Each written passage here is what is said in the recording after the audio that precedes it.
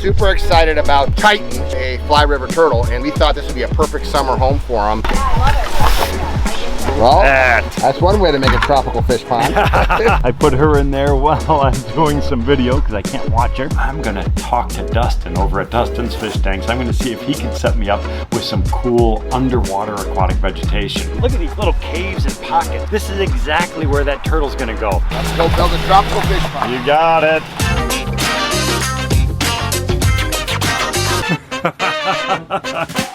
Hey, good morning everybody. I'm the Pond Professor here. I'm coming to you from my home in Sugar Grove, Illinois. This is also the home of the Hobbit house that we built almost 1 year ago exactly.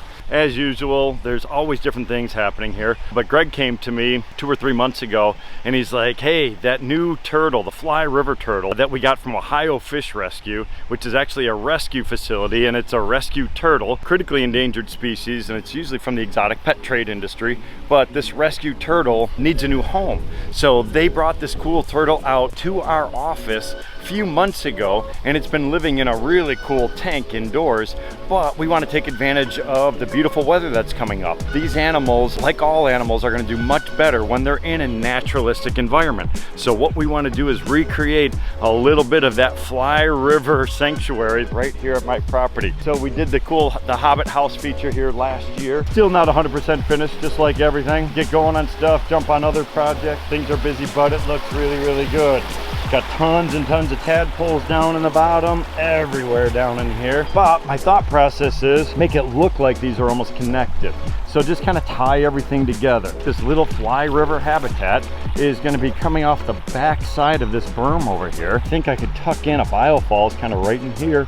Just have a small pond located right in this section.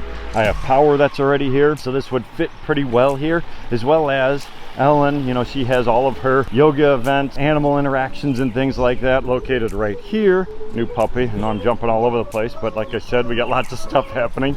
I put her in there while I'm doing some video because I can't watch her. So this is a perfect spot for people to see this really cool, unique animal. We're also trying to create an incredible experience out here. The sights, the sounds, the water, all these different things, and then also some really cool animals that can live in here. It's gonna be warm water. It is a tropical animal. So what we're gonna do is we're gonna load it up with all types of different vegetation that would normally be found in those tropical type regions. So we're calling it the tropical pond. It's gonna have a beautiful sand bottom. I got some really cool logs and stumps like that to kind of recreate that riverine habitat. We're gonna have fast moving water going through it, put underwater submerged logs, submerged vegetation on the bottom, tropical lilies popping up, all types of really cool stuff. Greg Wittstock, the pond guy, his son Ryan, his nephew Brett are on their way as we speak, coming out here to create this incredible feature over the next 2 days. $1,000. Click in the salutations, everybody. We've got Colonel Copepod, Lieutenant Rotifer here. We have some exciting news for you coming to you from the Team Aquascape channel. I know you were probably really enjoying whatever the heck Ed was saying, but it can't be nearly as entertaining as this. We are giving away not $1,000, not $2,000, but $5,000 worth of Aquascape product. That's what I said. That's a whole Ed Baloo. Hey, you guys want to hear more about this? Follow Team Aquascape. We're going to be putting out more and more information about this, but in the meantime, click on the link below. Click. You know how to do all this. $5,000 in pond product. That's all you need to know. Come over to Team Aquascape channel. Find out more. Let's go.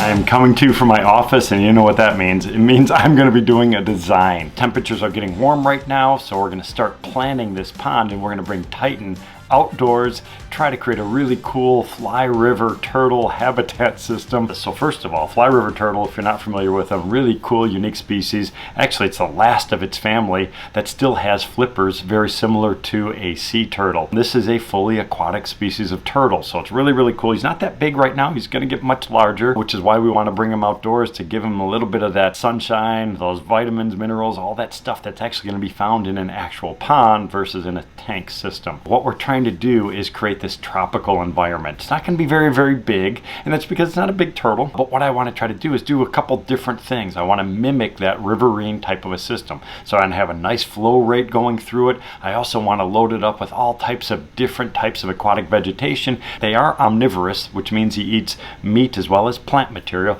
but they're mostly vegetarians. By this being an outdoor pond, full sun, warmer water, I'm going to talk to Dustin over at Dustin's Fish Tanks. I'm going to see if he could set me up with some cool underwater aquatic vegetation. He's also coming out to help us with Woody's tank, so I know this is going to be the perfect opportunity to kind of share stories and come up with a really good plan for this. I want to do a little bit of a design. I'm going to walk you through everything that I'm thinking of, and I know my wife is going to be thrilled because she loves all types of animals, so this is really going to be a cool project. So the Hobbit house, remember we got this underground structure kind of that's kind of tucked over here. We have a waterfall that actually starts right out on the roof of the home, and then we have this meandering stream system kind of coming down. Another big waterfall down here. Stream, I got that cool, long, meandering, again, riverine type of a system. And we have our little doorway coming in, and then this berm kind of wraps around like that. This is kind of the opening into the Hobbit house. This is all raised up. So I have this little walkway that kind of cuts across and makes its way down into the Hobbit house. Here is the area that I'm talking about. So this is a mound of soil, and I created that originally to kind of balance everything out because the top of this Hobbit house over here is really, really high. So because of that elevation, I didn't just want this weird mound popping up on my property, which is why I built up the elevation on this side, and I have kind of like a little walkway kind of going in between. Reason I did that is just to scale everything. So I have this big mound, now I have a medium type of a thing, and then I have a smaller system over here. This new turtle pond, I want to try to tuck it into this berm over here. It's kind of tucked over here. This is that Hobbit house pond is over that way. I'm thinking that waterfall of tucking it in kind of right over here. Now I'm just going to use our standard biofalls.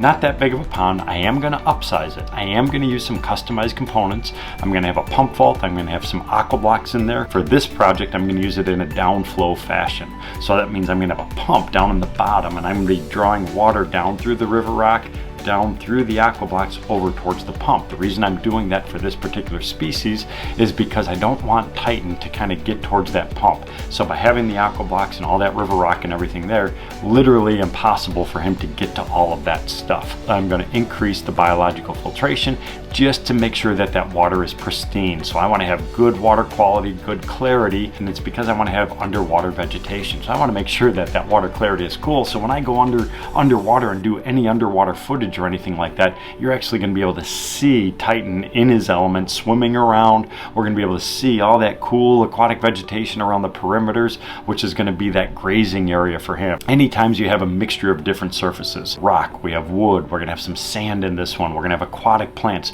All these different surfaces are going to have different types of organisms associated with them. It's going to mimic his natural ecosystem. That's going to allow him to go down into that sand, and he's going to kind of dig around, and inside that sand you're going to have all different types of nematodes, which are basically just worms that are going to be living inside of that sand bed, which is a great source of food for him, as well as some of the tropical species of fish that we're going to put in here. Back to the drawing over here, and let's just kind of come up with a simple concept. So I like to kind of hide the starting point. My main viewing area is kind of coming in from this direction over here. I like to have multiple waterfalls kind of coming down. Then once I get down into the pond over here, I'm thinking kind of a bellied out type of a system.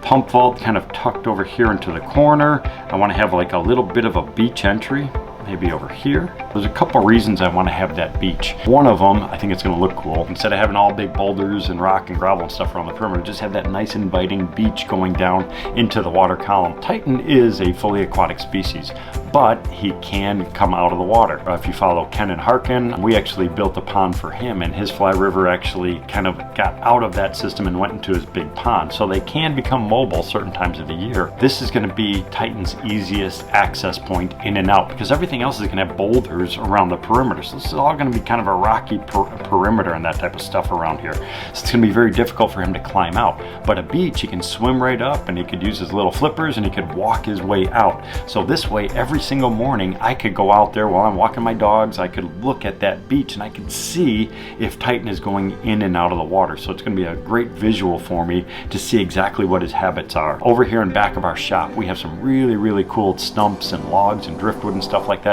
I wanna throw some of that stuff in there. I love the look, and there's a piece back there I've had my eye on, and I'm gonna try to tuck that right over here in this corner. So it's a big, gnarly stump. Kind of, it's gonna get tucked into that corner. You can tell I am definitely not an artist with pen and paper, but I want to tuck that stump over here into this corner to make that really cool focal point. I'm also going to bring in marginal aquatic vegetation. We're going to go inside the perimeter of the pond. They can get tucked in the cracks and crevices. So if I have my rubber lining kind of coming around like that, so this is my big pond, my pump vault and all that stuff. My main viewing area, again, is going to be coming in from like this direction over here. I'm going to set in some big boulders by the edge of the waterfall. This is where that big stump type thing is going to kind of be tucked in. I'm going to set in some boulders kind of in here, but I'm going to kind of space them out a little bit further than normal. So normally when I'm doing construction, I'm going to have really tight joints and things like that. So I'm going to keep those rocks really nice and tight. But here what I want to do is I'm going to keep this shallow and I'm going to fill this with pea gravel, river rock, and that type of stuff. And then I'll be able to plant directly into those little pockets for aquatic plants. So that's going to fill in all those joints. It's really going to kind of dissolve that line between the land and the water, which is that cool environment that I'm actually looking for. I know you've seen me design and build massive projects. I'm bringing in huge boulders. This project completely different. The scale of it's going to be smaller. This is indicative to that stuff that I've been doing for 20 plus years. So small backyard pond, not a big waterfall. We're going to be placing some big rocks, but by hand. We also have a tractor on the property. I might be able to utilize the tractor a little bit to set some of these little bit bigger ones that are a little bit hard for us to move, but nothing giants. This is a perfect scale. It's going to be really unique. I hope you enjoy it because I know this is really going to be a cool project. I can't wait for Titan to meet the rest of the animals out on the farm.